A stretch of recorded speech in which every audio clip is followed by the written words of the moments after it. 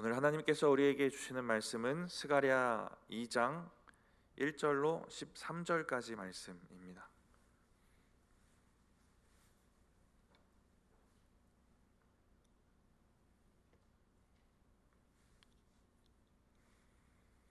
스가랴 2장 1절로 13절까지 말씀 우리 한 목소리로 합독하도록 하겠습니다. 내가 또 눈을 들어본즉 한 사람이 측량줄을 그의 손에 잡았기로 내가 어디로 가느냐 물은즉 그가 내게 대답하되 예루살렘을 측량하여 그 너비와 길이를 보고자 하노라 하고 말할 때에 내게 말하는 천사가 나가고 다른 천사가 나와서 그를 맞으며 이르되 너는 달려가서 그 소년에게 말하여 이르기를 예루살렘은 그 가운데 사람과 가축이 많으므로 성곽 없는 성읍이 될 것이라 하라. 여호와의 말씀에 내가 불로 둘러싼 성곽이 되며 그 가운데에서 영광이 되리라. 오라 너희는 북방 땅에서 도피할지어다. 여호와의 말씀이니라. 이는 내가 너희를 하늘 사방의 바람같이 흩어지게 하였음이니라. 여호와의 말씀이니라. 바벨론 성에 거주하는 시온아 이제 너는 피할지니라. 만군의 여호와께서 이같이 말씀하시되 영광을 위하여 나를 너희를 노략한 여러 나라로 보내셨나니 너희를 범하는 자는 그의 눈동자를 범하는 것이라.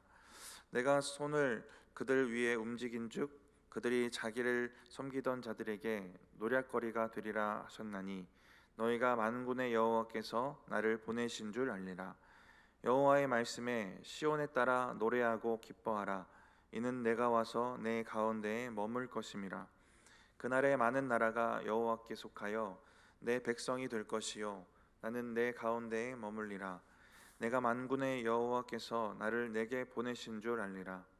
여호와께서 장차 유다를 거룩한 땅에서 자기 소유를 삼으시고 다시 예루살렘을 택하시리니 모든 육체가 여호와 앞에서 잠잠할 것은 여호와께서 그의 거룩한 처소에서 일어나심이니라 하라 하더라.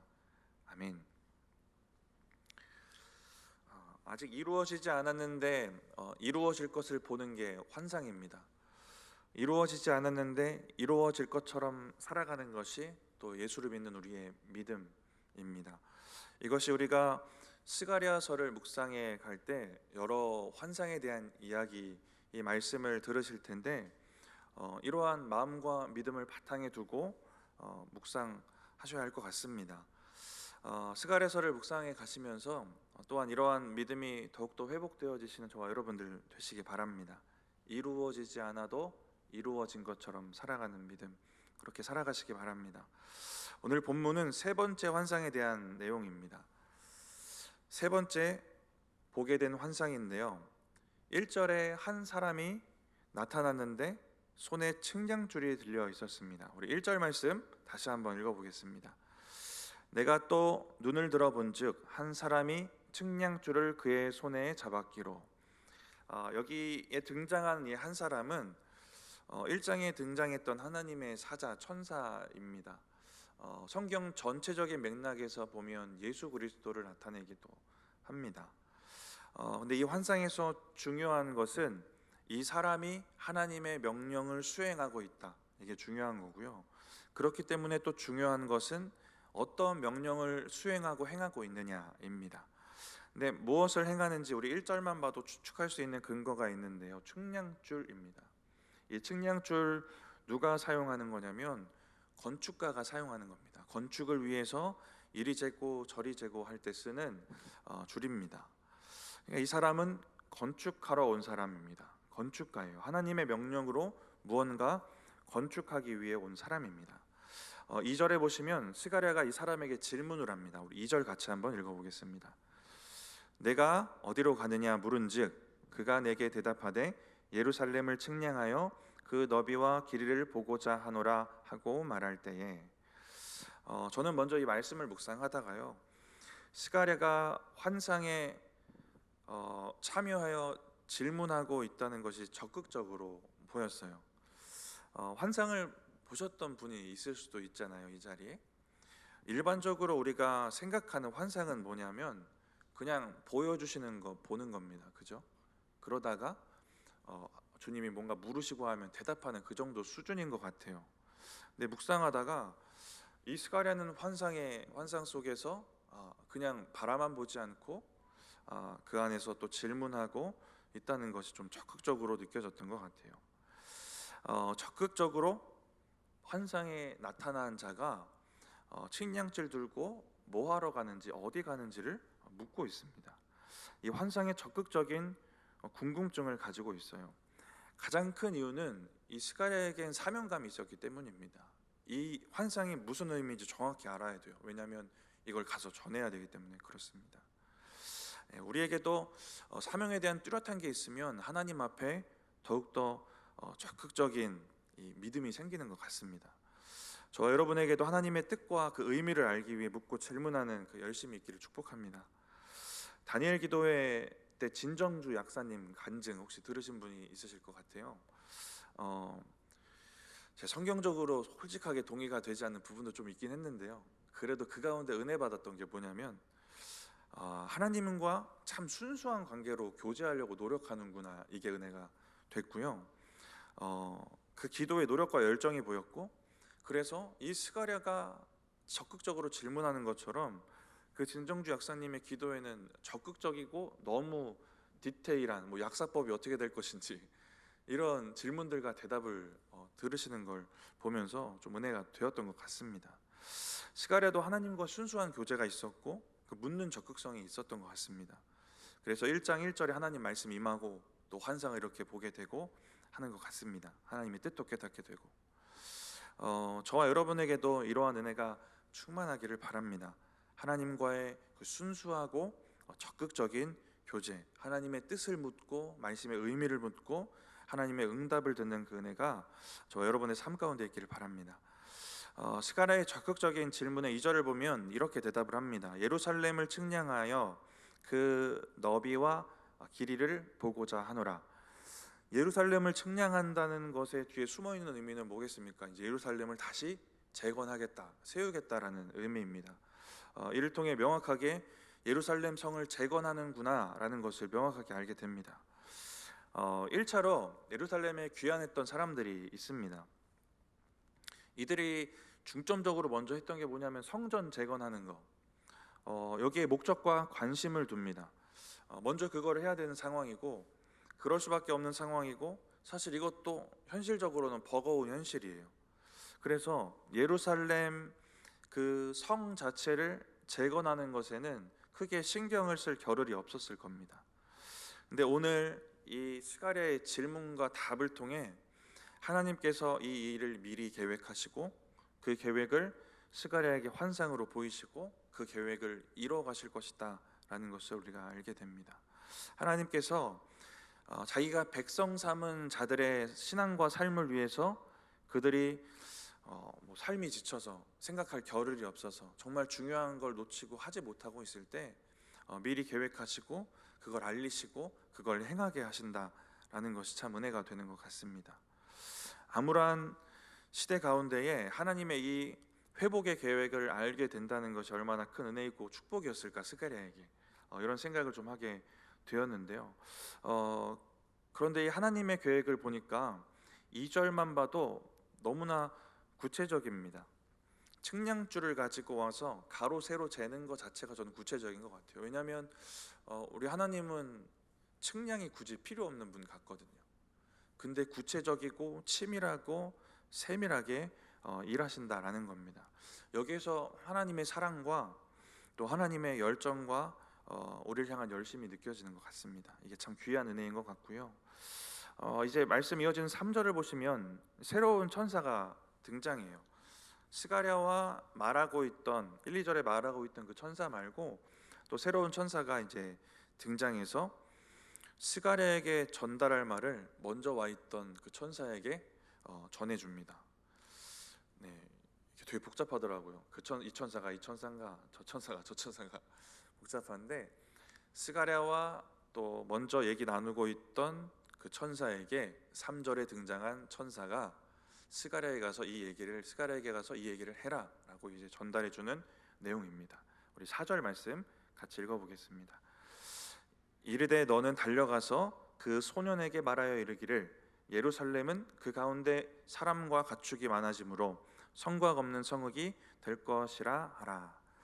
네, 너는 달려가서 할 때 여기 너가 1, 2절에 스가랴와 말하고 있던 천사입니다. 그 소년에게 말하여 이르기를, 이 소년이 바로 스가랴고요. 스가랴에게 이렇게 말하라고 합니다. 예루살렘은 그 가운데 사람과 가축이 많아지므로 성곽 없는 성읍이 될 것이라 하라. 그만큼 예루살렘이 번영하게 될 것이다 라는 축복의 말씀입니다. 성곽 없는 성읍이 된다는 것은 성 안에 다 수용할 수 없을 만큼 사람과 가축이 많아진다라는 겁니다. 너무 많은 사람과 가축 때문에 성곽이 소용없을 정도로 그렇게 많아지면 내가 너희의 성곽이 되어주겠다. 이게 5절에 하나님께서 주시는 약속입니다. 우리 5절 같이 한번 읽어보겠습니다. 여호와의 말씀에 내가 불로 둘러싼 성곽이 되며 그 가운데에서 영광이 되리라. 하나님께서 스스로 친히 불로 둘러싼 성곽이 되시겠다고 하십니다. 외부의 위험한 것으로부터 우리를 지키시겠다는 약속이에요. 그리고 그 가운데서 영광이 되리라. 그들 가운데 임재하시겠다는 약속입니다. 육적인 환경에서 지키신다는 것이고 임재하셔서 영으로 충만하게 하시겠다라는 약속입니다. 우리의 육도 지키시고 우리의 영도 지키시는 겁니다. 근데 중요한 건 이들이 지금 현재 처해 있는 현실입니다. 지금 예루살렘은 생명이 거의 없는 폐허와 같은 상황, 재건이라는 말이야 좋지만 여전히 막막한 상황입니다. 절망적인 현실이 여전히 이들에게 있어요. 저와 여러분도 신앙생활 가운데 마주하게 되는 상황입니다. 현실은 여전히 그대로인데 하나님의 일하심과 회복하심에 대한 응답이나 약속을 듣게 될 때가 있습니다. 그런데 우리는 그때 이 현실을 넘어서 하나님이 주시는 미래와 소망이 믿어지고 확신이 생기고 모든 것이 괜찮아지고 마음이 평안해지는 은혜를 누리게 됩니다. 이것이 우리가 가진 믿음 아니겠습니까?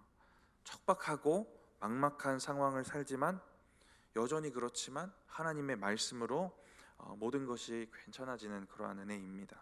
저 여러분 가운데 그러한 은혜가 충만하기를 바랍니다. 이 땅에서 예수를 모르는 사람들은 이러한 믿음을 모르고 이러한 은혜를 모를 것 같아요. 근데 우리가 하나님의 말씀을 듣고 알았음에도 그들처럼 소망 없고 평안 없는 상태로 살지 않았으면 좋겠습니다. 우리 5절 말씀에 하나님께서 친히 성벽 되시고 우리 안에 임재하시겠다고 약속하셨는데 이 5절의 말씀이 어떠한 상황과 현실에서도 넘어서고 또 이겨내게 하는 은혜가 되기를 축복합니다. 6절부터 이어지는 말씀 또 9절까지의 이 말씀은 또 한 가지 이야기인데요. 천사로부터 또 한 가지 이야기가 전해지고 있습니다. 우리 6절 먼저 같이 한번 읽어보겠습니다. 오라 너희는 북방 땅에서 도피할지어다 여호와의 말씀이니라. 이는 내가 너희를 하늘 사방의 바람같이 흩어지게 하였음이니라. 여호와의 말씀이니라. 6절에 나오는 너희는 그 포로기 이후에 아직 이스라엘로 귀환하지 않고 그 북방 땅 바벨론이 멸망한 그 자리에 남아있는 사람들을 말합니다. 바벨론은 멸망한 상태였기 때문에 바벨론이 있던 그 북쪽에 흩어져 있던 사람들 혹은 그 성 안에 그냥 남아있던 사람들입니다. 이들에게 북방 땅에서 도피하라 라고 얘기를 하고 있어요. 6절 말씀을 보시면 내가 너희를 하늘 사방의 바람같이 흩어지게 하였음이니라. 과거 얘기를 하시는 겁니다. 하나님이 내가 예전에 너희를 흩어지게 하여서 북방 땅 바벨론까지 가게 하였지만 이제 거기서 나와서 돌아와라, 거기서 피해라, 나에게 돌아와라 하는 얘기를 이제 돌아오라는 얘기는 7절에 하십니다. 우리 7절 같이 한번 읽어보겠습니다. 바벨론 성에 거주하는 시온아 이제 너는 피할지니. 바벨론은 망했지만 모든 바벨론 사람이 죽은 건 아닙니다. 그러니까 이스라엘에 남은 사람들도 거기 몇 있었겠죠. 그곳에 함께 남겨진 이스라엘 백성에게 그곳에서 나오라고 말씀하시는 겁니다. 피하라고, 자기에게 돌아오라고 말씀하시는 거예요. 바벨론 사람들의 나라는 망했지만 여전히 바벨론 사람들이 거기 있었고 그들이 섬기는 민족의 그 신도 그 우상도 거기 있습니다. 거기에 섞여 살다 보면 신앙적이고 도덕적인 죄를 거리낌도 없이 행하게 될 것들이 이제 보이시는 겁니다. 죄의 문화, 죄의 환경에 속하여 살다 보면 죄에 무뎌지는 것이 우리의 연약함입니다. 하나님은 그 죄악의 현장에 있지 말고 예루살렘으로 돌아오라는 것입니다. 7절을 다시 한번 보시면 바벨론 성에 거주하는 시온아 이제 너는 피할지니. 바벨론 성에 거주하는 시온아, 이들은 여전히 바벨론 성에 있습니다. 근데 여기서 은혜가 되는 건 이들을 어떻게 부르시냐면 시온아 하고 부르세요. 예루살렘 성전이 있는 곳이 시온입니다. 그래서 이 시온이라는 것이 성경에 쓰이면 하나님이 친히 통치하시는 장소, 민족, 백성을 말할 때 쓰인단 말이에요. 근데 이들은 여전히 바벨론에 있는데 이들을 시온이라고 부르시는 겁니다. 하나님의 통치를 받는 내 백성, 내 자녀야, 이렇게 부르시는 겁니다. 이 말씀이 바벨론 같은 이 땅을 살아가는 저와 여러분에게 위로가 되어야 하고요. 첫 번째는. 두 번째는 돌이킬 수 있는 믿음이 되어야 합니다. 이렇게 불러주시고 우리를 이렇게 바라봐 주시는데 여전히 그냥 바벨론 같은 거기에 머물 수는 없는 겁니다. 저와 여러분이 살아가는 지금의 세상과 현실도 죄악이 가득한 바벨론 같은, 바벨론 성 같은 현실입니다. 멸망한 바벨론이 있던 곳에 여전히 남아 있다라는 것은 여전히 그 죄가 무너지고 그 죄가 잘못된 것, 그게 심판받는 것인 것을 알면서도 그냥 그 죄의 잔재 속에서 머물러 살아가고 있는 것을 또 보여주는 것 같습니다. 거기에 속해 있지만 여전히 하나님의 눈에는 시온이다라는 것을 우리가 꼭 기억하고 우리가 그 정체성을 믿고 부르시는 하나님께로 돌아가서 또 주님의 그 통치 아래 거하여야 될 줄 믿습니다. 여전히 남아있는 죄의 잔재가 있다면 우리가 벗어버리고 또 하나님께로 돌이키는 그러한 회개와 또 그러한 은혜가 있어야 될 줄 믿습니다. 세상이 바벨론이어도 우리가 살아가는 삶의 현장 거부하고 산에 들어갈 수는 없어요. 영적인 탈출입니다. 우리가 구별되는 겁니다. 죄악 가득한 바벨론 같은 세상에서 영적으로 구별되어서 하나님의 통치 아래 거하는 그 회복된 예루살렘, 그 시온이 되라라는 것입니다. 거기서 남아있는 바벨론 막 거민들과 섞여서 그들이 하는 거 똑같이 하고 그들이 하는 똑같은 죄악을 똑같이 지으며 살지 말라는 것입니다. 철저하게 하나님 아래로 돌이켜야 된다라는 것입니다. 피하라고 하신 이유는 7절에 피하라고 하신 이유는 돌아오라는 건데요. 근데 피해야만 하는 직접적인 이유는 하나님이 거기를 완전히 멸하실 것이기 때문에 그렇습니다. 8절부터 그 이야기를 하고 있는데 우리 8절과 9절을 한번 같이 읽어보겠습니다. 만군의 여호와께서 이같이 말씀하시되 영광을 위하여 너희를 노력한 여러 나라로 보내셨나니 너희를 범하는 자는 그의 눈동자를 범하는 것이라. 내가 손을 그들 위에 움직인즉 그들이 자기를 섬기던 자들에게 노략거리가 되리라 하셨나니 너희가 만군의 여호와께서 나를 보내신 줄 알리라. 9절에 그들이 자기를 섬기던 자들에게 노략거리가 되리라 심판을 말씀하시고요. 그런데 8절에 보시면 너희를 범하는 자는 그의 눈동자를 범하는 것이라. 하나님의 백성을 범하는 자는 하나님의 눈동자를 범하는 것이다 라고 말씀하십니다. 하나님은 자기 백성이 이렇게 소중한 분이십니다. 그래서 하나님이 자기 백성이 당하는 일을 하나님께서 자기 눈동자를 범하는 일로 여기시는 것입니다. 이러한 하나님의 보호하심과 하나님의 지켜주시는 은혜를 잘 알고 누리시는 저와 여러분들 되셨으면 좋겠습니다. 우리가 하나님을 믿다 보면 하나님의 보호라는 것에는 우리가 참 은혜 받고 하나님의 보호는 바라는데요. 지금 이 말씀 가운데 중요하게 말씀드렸던 하나님의 통치에 대해서는 원치 않는 우리의 연약함도 있습니다. 근데 하나님은 통치 아래 있는 자들까지 보호하실 수가 없습니다. 통치 아래 있는 예루살렘에 대해서는 이제 회복하시고 번영케 하시고 내가 거기 안에 있을 거다. 내가 불성벽이 될 것이고 그 안에 임재할 거다. 머물 거다. 이런 얘기를 주시는데요. 통치 아래 없는 북방 땅은 심판하실 것이기 때문에 그렇습니다. 그래서 바벨론 성에 남은 자들에게 먼저 피하라고, 그 피해서 나의 통치 아래로 오라고 말씀하시는 것입니다. 근데 우리가 그 통치 아래 들어가면 어떻게 되겠습니까? 5절 말씀에 읽었던 것처럼 보호하심과 풍성한 은혜 속에 우리가 거하게 되는 것입니다. 하나님의 보호만 바라면 하나님의 통치도 보호도 없을 수 있습니다. 하나님의 통치를 바라는 사람에게는 하나님의 철저한 보호하심이 있게 되는 것입니다. 이 보호라는 것은 이 불안한 상황을 전제로 하는 거잖아요. 상황이 불안하고 절망적이고 힘들고 막막하니까, 그러니까 이 보호가 필요한 것 아니겠습니까? 근데 이 말씀의 맥락 속에서 보면 불안하고 현실이 막막하고 힘들 때 그런 상황이 우리 앞에 있을수록 우리가 뭘 해야 될까 생각해 보면 하나님의 통치하심 아래로 철저하게 나아가면 되는 것 같습니다. 하나님 절 도와주세요. 이 기도도 들으실 거예요. 아버지 하나님으로서는.